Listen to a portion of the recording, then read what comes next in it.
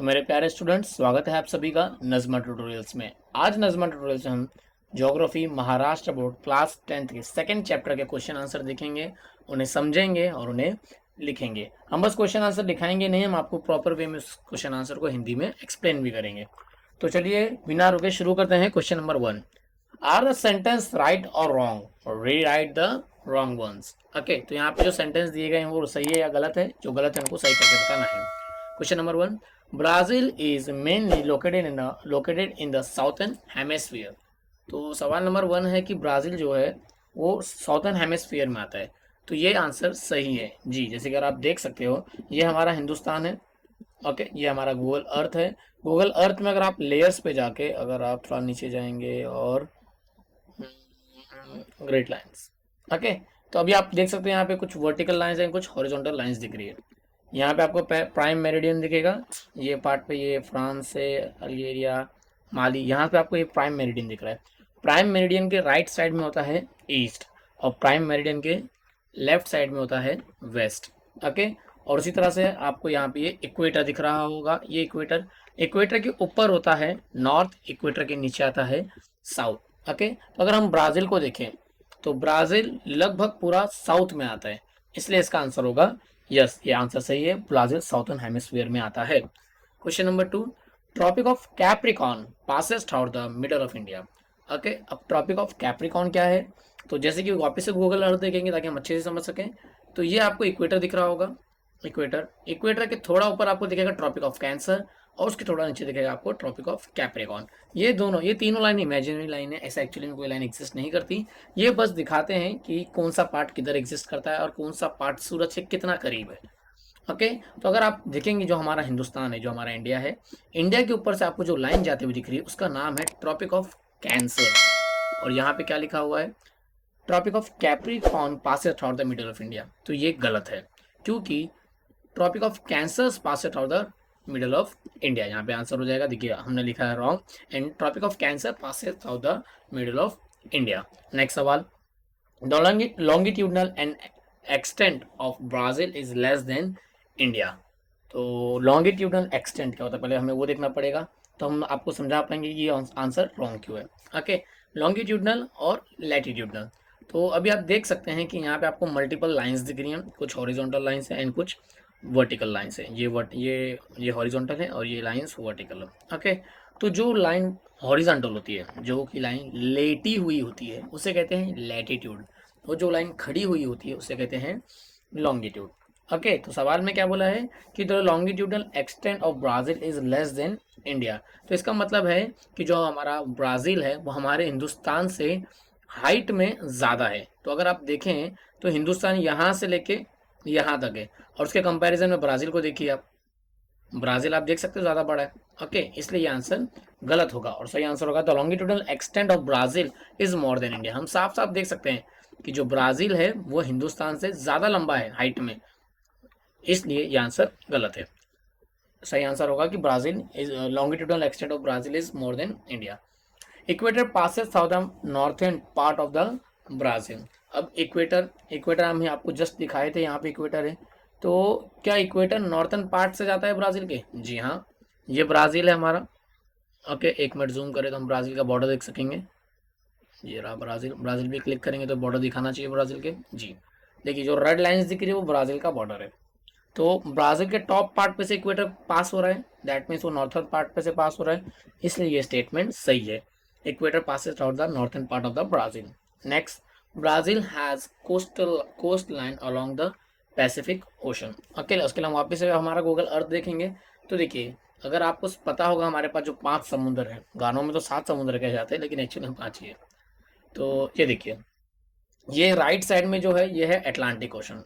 Okay, and जो left side में है वो है हमारा पैसिफिक ओशन। तो अगर आप ब्राज़ील की बॉर्डर लाइन को देखोगे तो ब्राज़ील की एक भी बॉर्डर लाइन पैसिफिक ओशन को टच नहीं करती है, इसलिए ये स्टेटमेंट गलत होगा। क्या है? इक्वेटर ऑफ, नहीं, यहाँ पे Brazil has a coastline along with the Pacific Ocean, तो ये आंसर गलत हो जाएगा। Brazil has a coastline along with the Atlantic Ocean. जी हाँ, जैसे कि हमने कहा था राइट साइड में जो समुद्र है वो अटलांटिक ओशन है, तो ब्राज़ील की कोस्टल लाइन अटलांटिक ओशन को टच करती है, ना कि पैसिफिक ओशन को। ओके, चलिए पहला क्वेश्चन हो चुका है। क्वेश्चन नंबर 2 पे मूव करते हैं। क्वेश्चन नंबर 2 क्या है, answer in brief. Question number 2 का a, what problems did Brazil and India face after independence. तो जो हमारा हिंदुस्तान है और ब्राज़ील है, ब्राज़ील और हिंदुस्तान में बहुत सारी सिमिलैरिटीज़ हैं, जस्ट लाइक कि दोनों कंट्री रिपब्लिक कंट्री है। दोनों कंट्री एक समय पे किसी और कंट्री के कब्जे में थी, गुलाम में थी। जैसे कि हम ब्रिटिशर्स के कब्जे में थे, उसी तरह से ब्राज़ील पुर्तगीज़ के कब्जे में थी। ओके, तो इसी इसी रीज़न से हम सिमिलैरिटीज़ भी पढ़ेंगे दोनों कंट्रीज़ की, और क्या प्रॉब्लम फेस हुई जब दोनों कंट्री ने इंडिपेंडेंस पा लिया। तो हमने सारे आंसर एक पीडीएफ में हमारे बना के रखे हैं, लिखे हुए हैं। तो आप 2 मिनट वीडियो पॉज कर लीजिए, ये सारे आंसर फटाफट लिख लीजिए, या फिर स्क्रीनशॉट ले लीजिए और एक्सप्लेनेशन होने के बाद आप इसको लिख लीजिएगा। तो चलिए फर्स्ट पॉइंट पढ़ते हैं। India was under the British rule for almost 1.5 century and it got it independence in the year 1947। जैसे कि आप सबको ही पता है कि एक समय पे हिंदुस्तान ब्रिटिशर्स के कब्जे में था। तो ब्रिटिशर्स ने इंडिया पे कब्जा अराउंड 150 साल तक किया, और 150 साल में हिंदुस्तान को कम्प्लीटली एक तरह से पूरा कंगाल बना दिया। ओके, तो इसके बाद क्या हुआ, जब हमने 1947 में हमने आज़ादी पाली, it face several problems like 3 wars, famine situation in various parts and similar issues after independence। Okay, फिर जैसे हम हिंदुस्तान ने ब्रिटिशर से आज़ादी पाई, तो हमारे देश में प्रॉब्लम आ गई हिंदुस्तान एंड पाकिस्तान की। ओके, पाकिस्तान का पार्टीशन होकर अलग हुआ, एंड आफ्टर दैट 3 wars हुई। 3 wars जैसे कि कंट्री जस्ट अभी इंडिपेंडेंस पाई थी। आपको पता है कि जब कोई कंट्री किसी और कंट्री पे कब्जा करेगी, तो सिंपल सी बात है, सामने वाली कंट्री दूसरी कंट्री को लूटने का चाहेगी, और ब्रिटिशर्स ने वही किया, हिंदुस्तान को पूरा कंगाल कर दिया, पूरा जितना लूट सकते उतना लूट लिया। अब हिंदुस्तान के पास ना पैसा था, ना खाना था, ना वॉर के लिए चीज़ें थी, और ना ही अच्छे ले मतलब फौजी वॉरियर्स है, सो आर्मी थी। एंड आफ्टर दैट इसके बाद भी हिंदुस्तान ने 3 wars लड़ी, और कितनी अच्छी बात है हम तीनों वॉर्स जीते।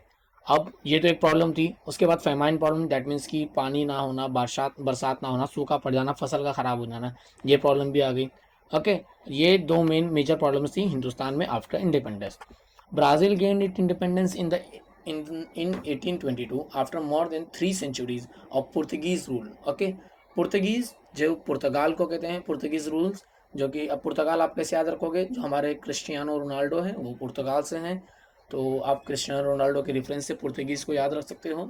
ओके, तो जिस तरह से हिंदुस्तान ब्रिटिश के रूल में 150 साल तक था, तो ब्राज़ील पुर्तगीज के रूल में अराउंड 300 साल तक था। ओके, ये पहला प्रॉब्लम था। Second problem, from 1930 to 1985, for more than a half century, it was under the politic military government and faced global finance difficulties in the late 20th century।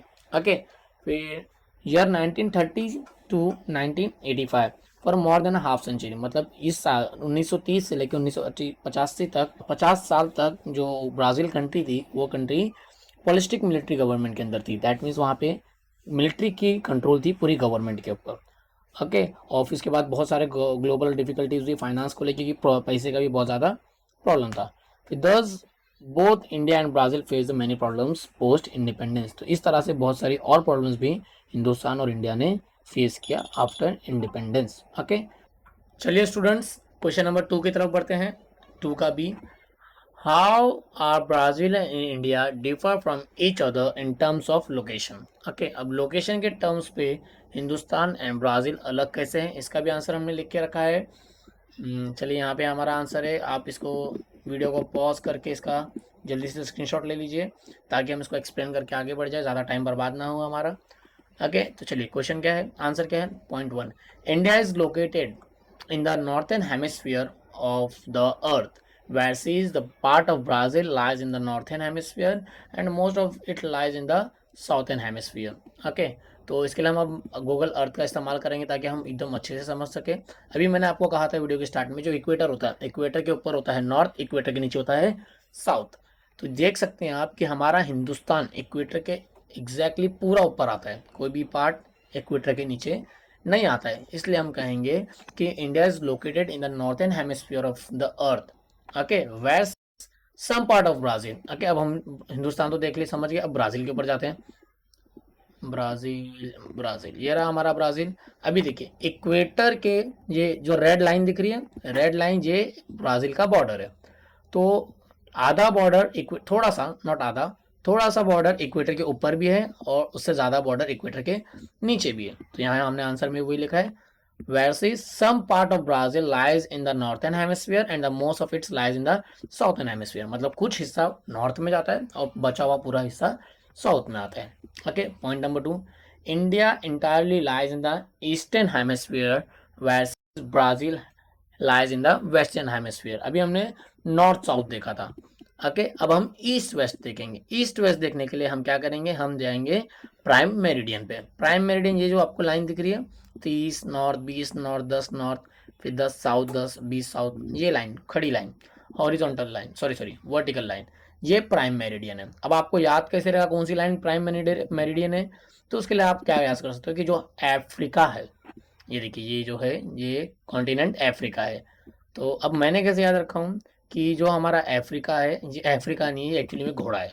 Okay, तो ये देखिए ये घोड़े का कान हो गया, ये पार्ट घोड़े के मुंह हो गया, ये घोड़े की आँख हो गया, और ये हमारे घोड़े का गर्दन हो गया। तो घोड़े की गर्दन पे से जो डार्क लाइन जाती है वो है प्राइम मेरिडियन। प्राइम मेरिडियन के राइट साइड में होता है ईस्ट, प्राइम मेरिडियन के लेफ्ट साइड में होता है वेस्ट। ओके, तो जो हमारा हिंदुस्तान है हम साफ साफ देख सकते हैं कि कंप्लीटली ईस्ट में आता है और हमारा ब्राज़ील कंप्लीटली वेस्ट में आता है। इसलिए हमने आंसर में लिखा है India entirely lies in the eastern hemisphere and Brazil lies in the western hemisphere. चलिए point number 3, India lies in the continent of Asia west Brazil lies in the continent of South America. Okay, अब आपको तो पता ही है कि 7 समुद्र हो या ना हो, लेकिन 7 कॉन्टिनेंट तो हैं ही हमारे पास। ओके, तो जो हमारा सबसे बड़ा कॉन्टिनेंट है दैट इज एशिया। हम एशिया के अंदर आते हैं, हिंदुस्तान हमारा, और जो हमारा ब्राज़ील है, ब्राज़ील साउथ अमेरिका में आता है। Okay, fourth point, India lies in the southern part of continent of Asia where Brazil lies in the northern part of South American continent.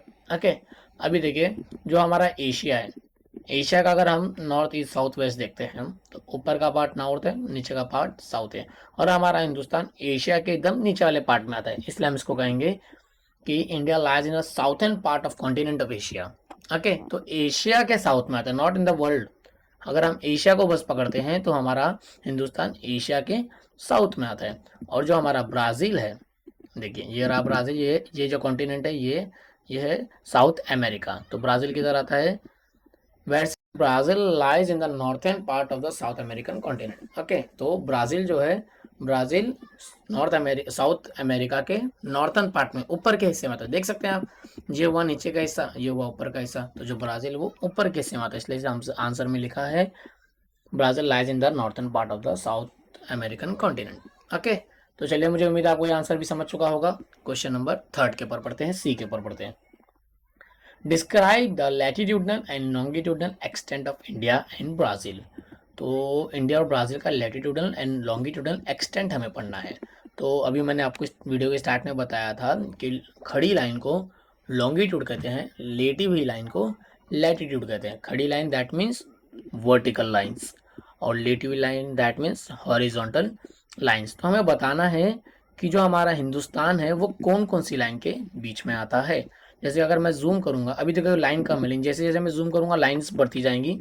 ये देखिए लाइन बढ़ती जाएगी और मुझे एकदम डिटेल लोकेशन मिलेगी कि इंडिया कहाँ से स्टार्ट होता है। इंडिया स्टार्ट होता है 8 नॉर्थ से। कहाँ से स्टार्ट होता है? 8 नॉर्थ से। तो देखिए हमने आंसर में लिखा है the extent of mainland of India is 8 degree 4 minute north to 37 degree 6 minute north. Okay, तो देखिए यहाँ पे 8 डिग्री था तो हल्का सा ऊपर है, इसलिए हमने एकदम एग्जैक्ट आंसर लिखा है 8 degree 4 minute north. 8 degree 4 minute north से स्टार्ट होता है। ओके, तो अभी हमने गाना सुना है कश्मीर तू मैं कन्याकुमारी, तो ये कन्याकुमारी मान लीजिए। तो ऊपर का पार्ट क्या है? कश्मीर है, कश्मीर के ऊपर लद्दाख। तो जो लद्दाख आता है, लद्दाख इंडिया का नॉर्थर्न मोस्ट पार्ट है, सबसे ऊपर का पार्ट। तो वहाँ पे क्या एक्सटेंड है? 37 डिग्री 6 मिनट नॉर्थ। तो देखिए यहाँ पर है 37 डिग्री पे हमारा हिंदुस्तान का बॉर्डर पड़ता है। तो हमारा हिंदुस्तान 37 नॉर्थ से लेके 8 डिग्री नॉर्थ में आता है। ओके, और अगर ईस्ट वेस्ट में देखें तो हमारा हिंदुस्तान अभी देखिए स्टार्ट कहाँ से होगा। अगर आप राइट लेफ्ट में देखेंगे तो गुजरात से स्टार्ट होता है। और गुजरात में कहाँ से स्टार्ट हो रहा है? जूम करेंगे तो मालूम पड़ेगा हमें कहाँ से स्टार्ट हो रहा है। 68 से स्टार्ट हो रहा है जी। तो यहीं पे वो लिखा है हमारे पास 68 डिग्री 7 मिनट ईस्ट से कहाँ पे ख़त्म होता है, ख़त्म होता है हमारा अरुणाचल प्रदेश में। ओके, जो कि आसाम के ऊपर है। ये रहा हमारा अरुणाचल प्रदेश। कहाँ पे ख़त्म होता है, यहाँ पे बॉर्डर दिख नहीं रहा है हमें क्लियरली, क्या है 97 डिग्री 25 मिनट, 97 डिग्री 25 मिनट पे हमारा हिंदुस्तान खत्म होता है। तो ये हमारे हिंदुस्तान का एग्जैक्ट लैटिट्यूडनल लॉन्गिट्यूडनल एक्सटेंट हुआ। ओके, ये समझ गया आपको। अभी तीसरा इसके बाद क्या बताया है कि Indira point is the most, Indira point is the southern most tip of India. That means Indira point जो है वो कि इंडिया का सबसे साउथर्न पार्ट है। इंदिरा, इंदिरा पॉइंट। ओके, अगर आप इंदिरा पॉइंट सर्च करेंगे, ये देखिए, तो इंदिरा पॉइंट एकदम सबसे नीचे का पार्ट आ गया है, इसलिए हम इंदिरा पॉइंट को कहते हैं southern most part of the India. Okay, इसको याद रखेंगे आप। अब उसके बाद उसकी लोकेशन है, it is located on 6 degree 45 minute north parallel में। कहाँ डिग्री, इसका एग्जैक्ट एक्सटेंट क्या है, 6 degree 45 minute north. Okay, and after that यहाँ पे एक्सटेंट दिया है ब्राज़ील का। आपको ये जो वर्ड्स दिए हुए हैं, जो आपको ये एक्सटेंट नंबर दिए हुए हैं, एक्सटेंट नंबर, ये एग्जैक्टली याद करने पड़ेंगे। तो इसको आप अच्छे से रट्टा कर लीजिएगा। 5 degree 15 minute north to 33, sorry north नहीं, नॉर्थ नहीं आना चाहिए, नहीं बराबर नॉर्थ आएगा। Okay, 33 degree 45 minute south. Okay, और ब्राज़ील कम्प्लीटली वेस्ट में आता है, इसलिए 34 degree 47 west to 73 degree 48 minute west longitude. Okay, तो चलिए यहाँ तक हमें सारे आंसर समझ चुके हैं। अब बढ़ते हैं क्वेश्चन नंबर 3 की तरफ। क्वेश्चन नंबर 3 क्या कहता है, okay, select the correct option. अब सेलेक्ट द करेक्ट ऑप्शन करना है, तो question number A, India's southernmost point is known as dash. अभी जस्ट हम अपने आंसर में क्या पढ़े कि जो इंडिया का साउथर्न मोस्ट पार्ट है उसका नाम है इंदिरा पॉइंट। इसका आंसर क्या हो जाएगा, इंदिरा पॉइंट।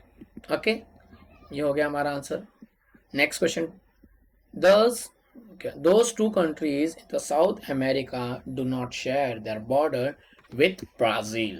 ओके, तो ऐसी दो कौन सी कंट्री हैं जिनका बॉर्डर हमारे ब्राज़ील को टच नहीं होता है, जो कि कंट्री ब्राज़ील से अपना बॉर्डर टच शेयर नहीं करते हैं।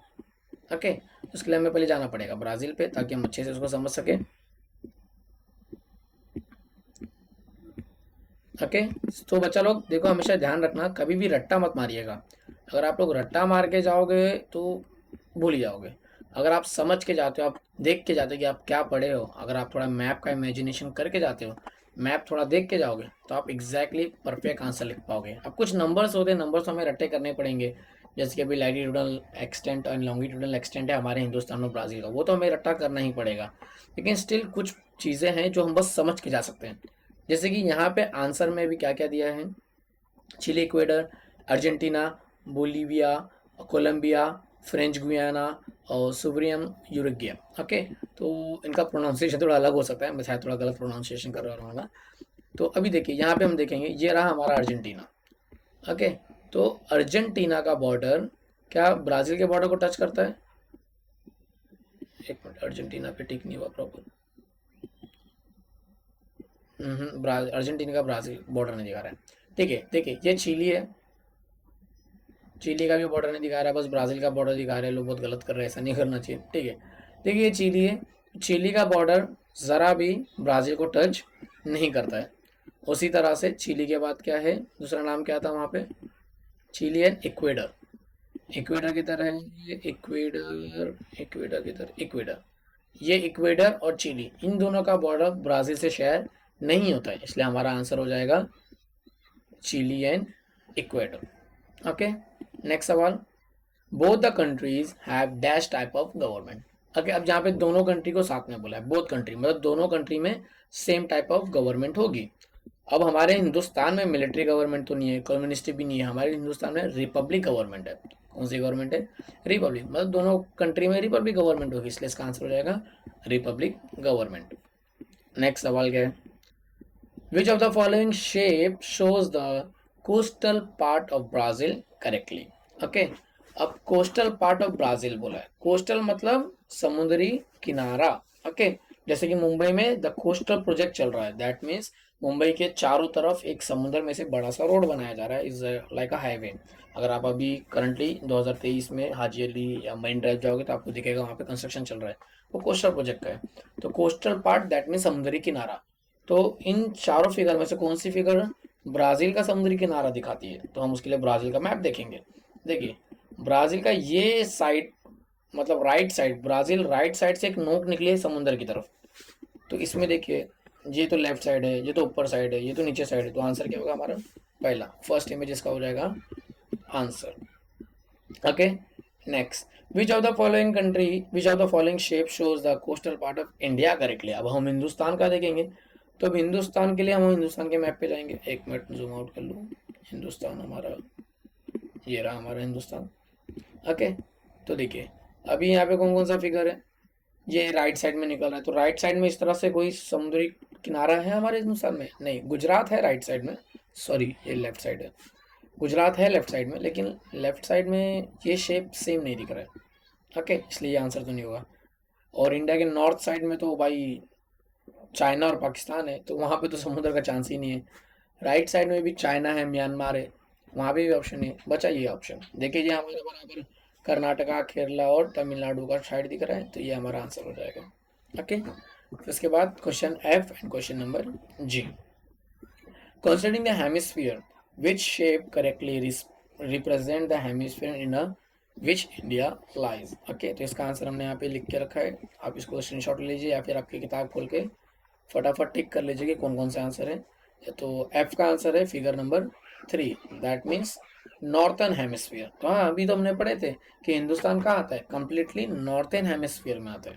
ओके, और यहाँ पे भी पूछा था ना, considering represent the hemisphere in which India lies. हाँ, considering the hemisphere which correctly represent the hemisphere in which Brazil lies। अब ब्राजील कौन से हेमिस्फीयर में आता है, तो ब्राजील आता है साउथर्न हेमिस्फीयर में। जस्ट अभी तो हमने पढ़े थे कि ब्राजील हमारा साउथर्न हेमिस्फीयर में आता है, ये देखिए साउथर्न हेमिस्फीयर में आता है। ओके, तो चलिए, तो इसी के साथ हमारा चैप्टर नंबर 2 कंप्लीट हो गया।